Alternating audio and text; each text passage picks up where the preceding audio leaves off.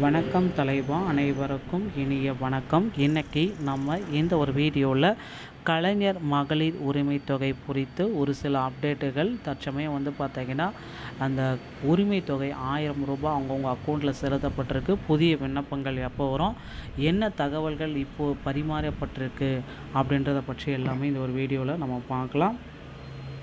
சில முக்கியமான அப்டேட், புதிய விண்ணப்பங்கள் எப்பொழுது வர இருக்குது, யாருக்கெல்லாம் இந்த 1.31 கோடி பயனாளிகளுக்கு முதற்கட்டமாக ரூபாய் வர வச்சுருக்காங்க, 2500 எப்போ போட போகிறாங்க.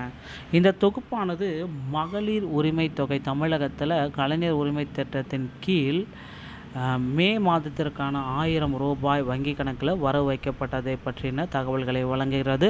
தற்பொழுது ஆட்சி மாற்றத்திற்கு பிறகு இந்த திட்டம் தடையின்றி தொடர்வதையும் சுமார் 1.31 கோடி பெண்கள் இதன் மூலம் பயனடைந்துள்ளதையும் இது உறுதிப்படுத்தியிருக்கிறது. வரும் காலங்களில் இந்த உதவித்தொகை 2500 அல்லது 3000 உயர்த்தப்பட வாய்ப்புள்ளது. அதற்கான தகுதியுள்ள பயனாளிகளின் கணக்கெடுப்பு பணிகள் தொடர்ந்து நடைபெற்று வருகிறது. இதில் குறிப்பிடப்பட்டுள்ளது, பணம் வராதவர்கள் தங்கள் ஆதார் மற்றும் வங்கி இணைப்பை சரிபார்க்குமாறு அறிவுறுத்தப்படுவது. புதிய விண்ணப்பங்களுக்கான வழிகாட்டுதலும் இதில் விளக்கப்பட்டிருக்க. மேலும் இது போன்ற அரசு திட்டங்களின் பெயரில் நடக்கும் தொலைபேசி மோசடிகள் குறித்து மக்கள் எச்சரிக்கையாக இருக்க வேண்டும் என்று இந்த ஆதாரம் வலியுறுத்துகிறது.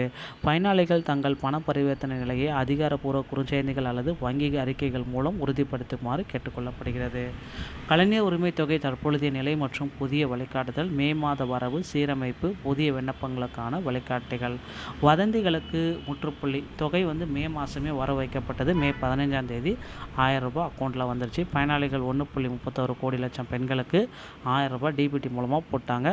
ஆட்சி மாற்றம் மற்றும் தேர்தல் காரணமாக திட்டம் நிறுத்தப்படும் என்ற வதந்திகள் முறியடிக்கப்பட்டன. வழக்கம் போல பணம் வந்தாச்சு.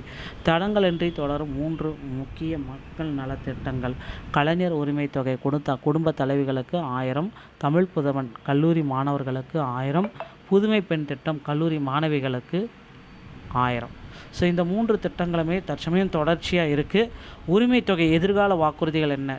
டிஎம்கே பார்த்தீங்கன்னா 2000 மீண்டும் ஆட்சிக்கு வந்தால், தாவேகா 2500, 60 வயதுக்குட்பட்ட, 60 வயதுக்கு மேலே போச்சுன்னா 3000. தற்பொழுதைய நிலை ரூபாய் தான் கொடுத்துருக்காங்க. ஏடிஎம்கே வந்தால் 2000. இப்படி எல்லா கட்சிகளுமே சொன்னாங்க. ஆனால் தாவேகா தான் ஆட்சியை பிடிச்சது. திட்டம் மறுசீரமைப்பு என்றால் என்ன? நீக்கப்படுவர்கள்.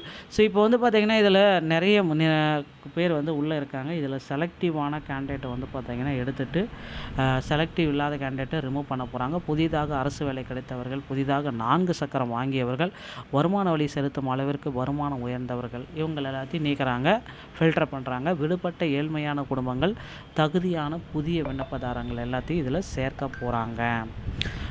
புதிய விண்ணப்பம்.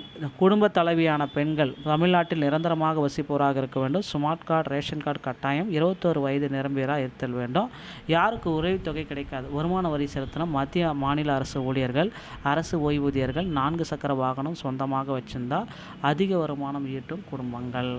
தயார் நிலையில் வைக்க வேண்டிய முக்கிய ஆவணங்கள்: ஆதார் அட்டை, ரேஷன் கார்டு, வங்கி கணக்கு பாஸ்புக்கு, மின் கட்டண ரசீது, ஆதாருடன் இணைக்கப்பட்ட மொபைல் எண். பணம் தடையின்றி வர முக்கியமான கட்டளை: ஆதார், முதன்மை வங்கி கணக்கு, என்பிசிஐ இணைப்பு, ரூபாய் வந்துடும்.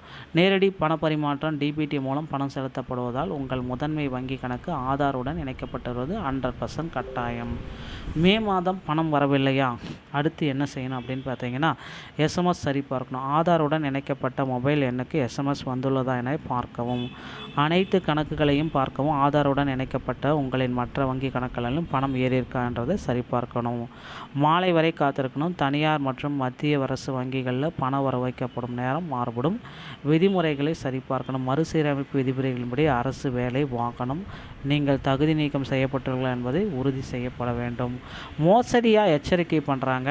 இதில் பார்த்தீங்கன்னா, தொலைபேசியில் தவிர்க்க வேண்டியவை. தொலைபேசியில் உரிமை தொகை திட்டத்திற்காக ஓடிபி கேட்டால் அதை நீங்கள் கொடுக்க வேண்டாம். வீட்டிற்கு வரும் அறிமுகம் இல்லாத ஏஜென்ட்களிடம் ஆவணங்களையோ ஏடிஎம் பின்களையோ கொடுக்க வேண்டாம். செய்ய வேண்டியவை: அரசு நடத்தும் அதிகாரப்பூர்வ முகாம்களில் மட்டுமே ஆவணங்களை சரிபார்க்கவும். உங்கள் பகுதி விஏஓ, கிராம நிர்வாக அலுவலர் அல்லது கிராம நிர்வாக உதவியாளரை மட்டுமே நம்பி செயல்படவும். அடுத்த கட்ட நடவடிக்கைகள்: புதிய விண்ணப்பங்களுக்கு அதிகாரப்பூர்வ முகாம் தேதிகள் எல்லாமே விரைவில் அறிவிக்க போகிறாங்க. வங்கி கணக்கு, ரேஷன் அடையாள அட்டை, ஆதார் இணைத்து தயார் நிலையில் வைக்கவும். பணம் வரவில்லை எனில் பதற்றமடைய வேண்டாம். அனைத்து வங்கி இருப்புகளையும் பொறுமையாக சரிபார்த்தாலே போதும், உங்கள் அக்கௌண்ட்டில் பண வரவு இருக்குங்க.